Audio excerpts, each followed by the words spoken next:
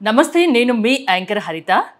నాతో పాటు ఉన్నారు La Picasso cosmetic gynaecologist doctor Kiranmayi. అసలు కాస్మెటిక్ గైనకాలజీ సర్జరీస్ అంటే ఏంటి, ఎలాంటి వారికి ఇవి చేస్తారు, పూర్తి డీటెయిల్స్ కనుక్కుందాం. నమస్తే డాక్టర్ గారు. నమస్తే అండి. ముందుగా మీ ఎక్స్పీరియన్స్ గురించి చెప్తారా? నాకు తెలిసి 25 years ప్లస్ ఎక్స్పీరియన్స్ అనుకుంటా. చాలా ఫేమస్ కూడా మీరు. మీ గురించి చెప్పండి. అండ్ కాస్మెటిక్ గైనకాలజీ సర్జరీస్ అంటే అసలు ఏంటి, ఎవరు చేయించుకుంటారు? నేను డాక్టర్ కిరణ్మయి అండి, cosmetic gynaecologist, running law Picasso cosmetic gynaecology clinics. And నేను యాక్చువల్లీ 25 years నుంచి ఆబ్స్టిషన్ అండ్ గైనకాలజిస్ట్గా వర్క్ చేస్తున్నాను. అంతేకాకుండా 2014 నుంచి ఈ యొక్క కాస్మెటిక్ గైనకాలజీ ప్రొసీజర్స్ మేము స్టార్ట్ చేసామన్నమాట. సో ఈ యొక్క కాస్మెటిక్ గైనకాలజీలో మనము ఈ యొక్క సర్జరీస్ ఎక్స్టర్నల్ జెనైటల్ ఏరియా లేదా ఇంటిమేట్ ఏరియా వద్ద ఉండే అబ్నార్మాలిటీస్ ఏమైతే ఉన్నాయో అవి ఎక్స్టర్నల్గా అపియరెన్స్కి ఏదైనా అబ్నార్మల్గా ఉన్నా కానీ, వాటి వల్ల ఏదైనా ఫంక్షన్ అబ్నార్మల్గా ఉన్నా కానీ దాన్ని కరెక్ట్ చేయటం కోసం వాటిని కరెక్ట్ చేయటం కోసం మనం ఈ యొక్క సర్జికల్ ప్రొసీజర్స్ అన్నవి ఆప్ట్ చేసుకుంటూ ఉంటాము. సో కామన్గా చేసే ఈ యొక్క సర్జికల్ ప్రొసీజర్స్ ఏంటంటే లేబియాప్లాస్టీ. లేబియాప్లాస్టీ అంటే ఈ యొక్క వెజైనా చుట్టూ లేబియా మేజోరా, లేబియా మైనోరా అని 2 స్ట్రక్చర్స్ ఉంటాయి. యూజువల్గా లేబియా మైనోరా అన్నవి ఒక ఫ్లెషీ లిప్ లైక్ స్ట్రక్చర్స్ ఉంటాయి. వాటిలో ఏంటంటే షేప్ డిఫరెంట్గా ఉండొచ్చు. ఒకవైపు ఒక డిఫరెంట్ షేప్, ఇంకొక వైపు డిఫరెంట్ షేప్. అంతేకాకుండా సైజ్ కూడా డిఫరెంట్గా ఉండొచ్చు. ఒకవైపు పెద్దగా, ఒకవైపు చిన్నగా. అటువంటి కండిషన్స్లో ఈ షేప్ అండ్ సైజ్ కరెక్ట్ చేసి మళ్ళీ నార్మల్కి తీసుకొచ్చి అపియరెన్స్ నార్మల్గా ఉండటానికి ఈ యొక్క సర్జరీస్ చేస్తూ ఉంటాము. సో ఇవి డిఫెక్టివ్గా ఈ యొక్క సైజ్ అండ్ షేప్లో డిఫెక్ట్స్ ఉండటం వల్ల ఫంక్షనల్గా కూడా వాళ్ళకి అబ్నార్మాలిటీస్ ఉంటూ ఉంటాయి.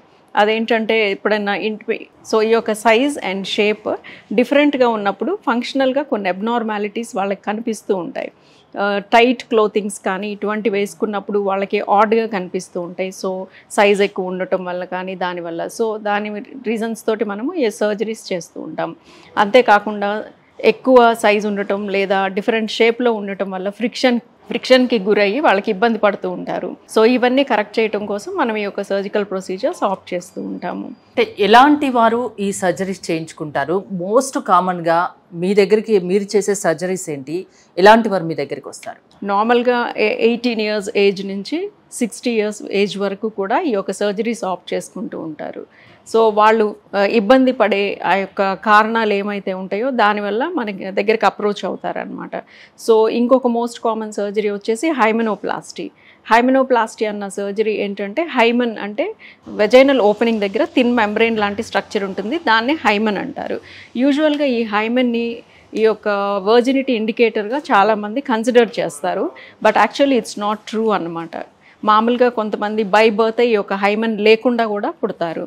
అంతేకాకుండా ఈ హైమన్ థిక్గా ఉండొచ్చు, థిన్గా ఉండొచ్చు.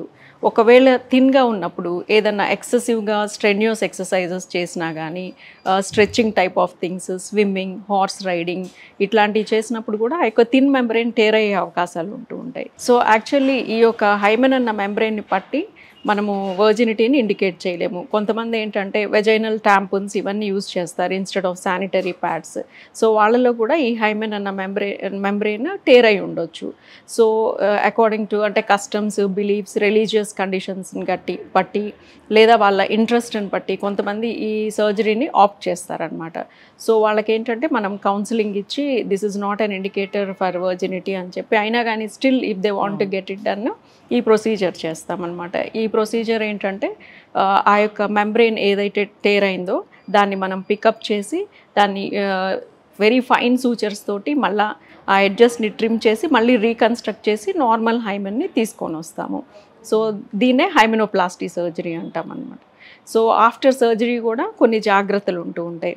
ఆఫ్టర్ సర్జరీ ఈ యొక్క స్ట్రెచ్చింగ్ కానీ, స్ట్రెన్యూస్ ఎక్సర్సైజెస్ కానీ, స్విమ్మింగ్ కానీ, హార్స్ రైడింగ్ కానీ ఇటువంటివన్నీ ఆ యొక్క సూచర్స్ హీల్ అయ్యే వరకు అవాయిడ్ చేయాలి. అంతేకాకుండా యాంటీబయాటిక్ కోర్స్ ఇవన్నీ కూడా కరెక్ట్గా వాడినట్లయితే ఈ యొక్క హైమెనోప్లాస్టిక్ సర్జరీ అన్నది 100% రిజల్ట్ ఇస్తూ ఉంటుంది. మీరు 18 years తర్వాత వాళ్ళకు 18 years to 16 years వరకు 18 years to 60 years వరకు ఈ సర్జరీస్ చేయించుకోవచ్చు అంటున్నారు కదా.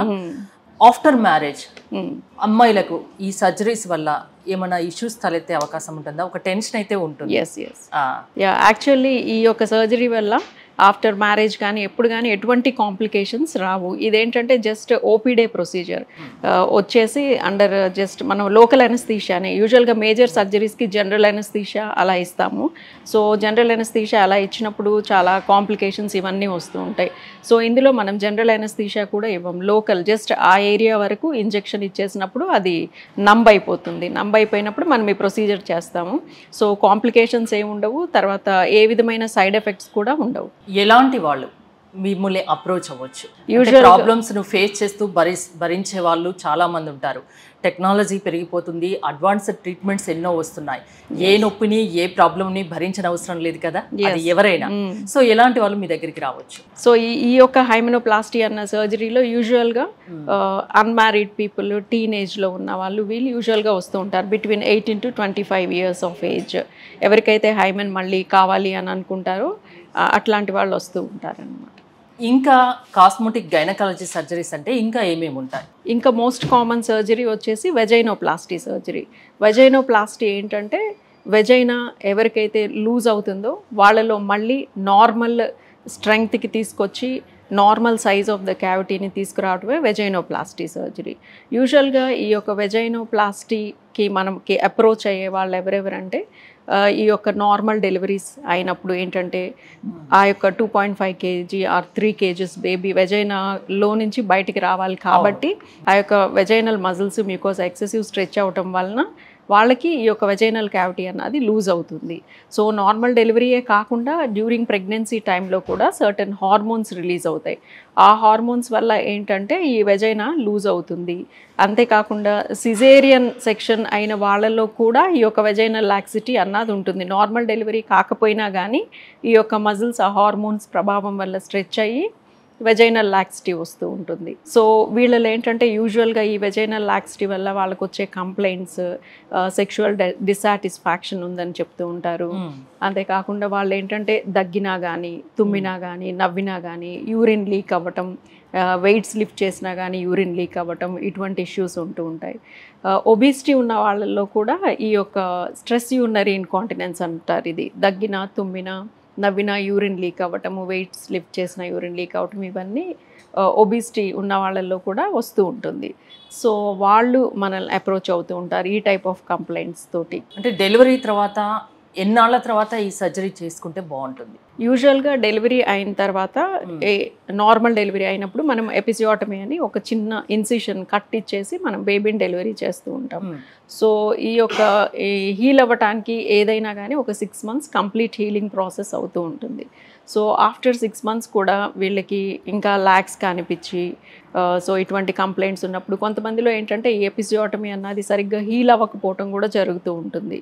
సో వాళ్ళల్లో కూడా ఈ యొక్క వెజైనల్ లాక్సిటీ అన్నది ఉంటుంది. సో ఆఫ్టర్ 6 months నుంచి వాళ్ళు ఎప్పుడైనా ఈ కంప్లైంట్స్ ఉన్నప్పుడు ఈ యొక్క సర్జరీని ఆప్ట్ చేసుకోవచ్చు, వెజైనోప్లాస్టీ అన్న సర్జరీ. సో ఈ వెజైనోప్లాస్టీ అన్న సర్జరీ కూడా డే కేర్ ప్రొసీజరే. సో ఇది లోకల్ అనస్థీషియాలో మనం చేయొచ్చు, జనరల్ అనస్థీషియాలో చేయొచ్చు. పెయిన్ అంటే మైల్డ్గా టాలరేట్ చేసి కొద్దిగా యాంగ్షియస్గా లేని వాళ్ళల్లో మనం ఆ లోకల్గా ఇంజెక్షన్ ఇచ్చేసి చేయొచ్చు.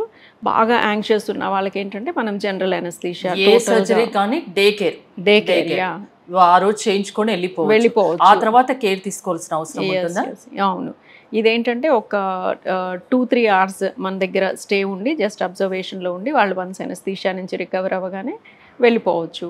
ఇందులో మనం ఏం చేస్తామంటే యూజువల్గా ఆ యొక్క ఎక్సెస్గా లాగ్స్ అయిపోయి ఉన్న ఆ యొక్క టిష్యూని రిమూవ్ చేసేసి దాని కింద మజిల్ లేయర్స్ ఉంటాయి. ఏవైతే మజిల్స్ అక్కడ సపోర్ట్ ఇస్తాయో అవి లూజ్ అయిపోయి ఉంటాయి అన్నమాట. ఆ మజిల్స్ని మళ్ళీ మనం దగ్గరికి తీసుకొచ్చి స్ట్రెచ్ అయిపోయి ఉంటాయి. సో దగ్గరికి తీసుకొచ్చి సూచర్ చేసి మళ్ళీ ఆ మ్యూకోజా ఏదైతే మనం తీసేసామో మళ్ళీ అప్రాక్సిమేట్ చేసి అంతకుముందు డెలివరీకి ముందు ఎంత అయితే వెజైనల్ క్యావిటీ ఉందో ఆ క్యావిటీకి ఆ సైజ్కి మనం తీసుకురావచ్చు.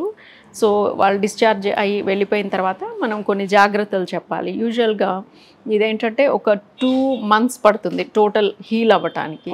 సో వాళ్ళకి మనము ఒక 2 months వరకు ఇంటర్ కోర్స్ ఇవన్నీ అవాయిడ్ చేయాలని చెప్పాలి.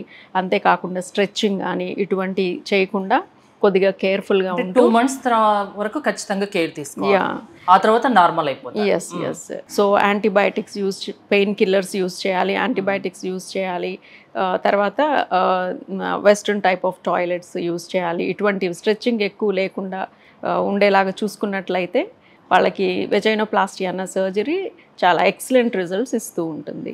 కాస్మెటిక్ గైనకాలజీ సర్జరీ చేయించుకోవాలి అనుకునే వాళ్ళకు మీరేం చెప్తారు? మిమ్మల్ని అప్రోచ్ అవ్వాలి అంటే ఎలా? యా యాక్చువల్లీ అసలు ఇటువంటి ప్రాబ్లమ్స్ ఉన్న వాళ్ళందరూ ఎవరికి ఎక్స్ప్రెస్ చేసుకోలేక వాళ్ళు కొద్దిగా రిజర్వ్డ్గా ఫీల్ అయ్యి ఇటువంటివి కూడా ఉంటాయా అని వాళ్ళు డౌట్ పడుతూ ఉంటారు. ఎవరిని అప్రోచ్ అవ్వాలి ఏంటి, చాలా మందికి దీని మీద అవేర్నెస్ లేదు. వాళ్ళకి ఏంటంటే మ్యారిటల్ డిస్హార్మోనీ కూడా వస్తూ ఉంటుంది వీటి వల్ల. సో బాధపడుతూ ఉంటారు. సో ఇలాంటి వాళ్ళందరూ ఇప్పుడు కాస్మెటిక్ గైనకాలజీ అన్న బ్రాంచ్ ఉంది. మీరు అప్రోచ్ అయ్యి కాస్మెటిక్ గైనకాలజిస్ట్ని మీకేం ప్రాబ్లమ్స్ ఉన్నాయో అన్నీ చెప్పుకున్నట్లయితే ప్రతి దానికి ట్రీట్మెంట్ ఉంది.